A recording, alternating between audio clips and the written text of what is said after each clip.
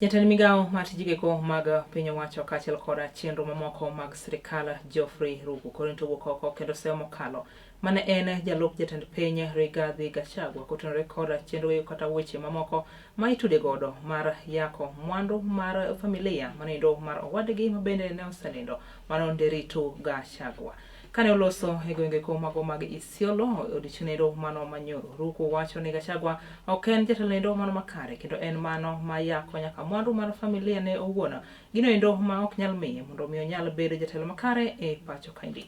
Bende ne oyango ni Gachagua ne ok nyal chiwo ler makare kotenore koda kaka ne oyudo mwandu mag owadgi e kinde ma bende ne owacho ni owadgi ne omiye mwandu kane pok owito ngimane. Iko watu wa vitina kama vile nilisema ile siku nilikuwa.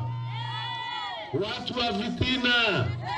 Jana marinjusi nimeona wakijitetea ati ya kwamba bimbi ya ndugu yake na vijana na watoto ya ndugu yake wameandika barua, wameandikia rais barua, wameandikia hata general barua ya kusema huyu mtu wa vitina, huyu mtu wa roho chafu, huyu mtu wa monyoro, huyu aliiba mali yetu, aliiba mali ya baba yetu. Hiyo barua bibi ya mwenda zake akaandika na watoto yake.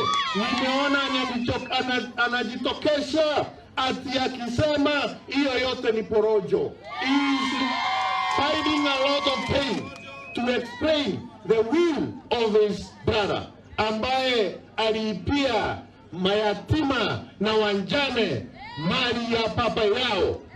Huyo mtu ni roho chafu, sio roho chafu? Huyo mtu akwenda nyumbani asikwende? Aende asiende? Akwende. Jameni, akaita maredio kuwaelezea yale ambayo alifanya ilikuwa ya halali, na tunajua kwamba wakati tulikuwa pale bungeni huyo mtu tukifukuza yeye kulikuwa na evidence ya kutosha ili alifanya, akaangaisha watoto wa ndugu yake, wengine akaweka korokoroni. Ni mtu ambaye hapaswi kuwa na uongozi wowote katika taifa letu la Kenya.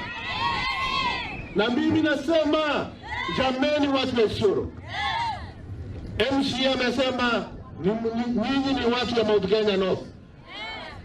Hiyo yote Mount Kenya North ama ikuwe West ama ikuwe East, tushikane tukiwe kitu moja, tusije tukadanganywa na mtu ambaye ako na roho chafu, mtu ambaye anaichukua watoto ambao wanawatia mimba alafu anawaua.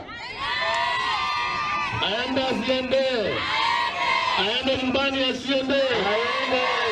Mtu ambaye anadumisha naibu wa rais Profesa Kithure Kindiki, mtu ambaye anamuita manjina, mtu ambaye is not respecting the president and the deputy president.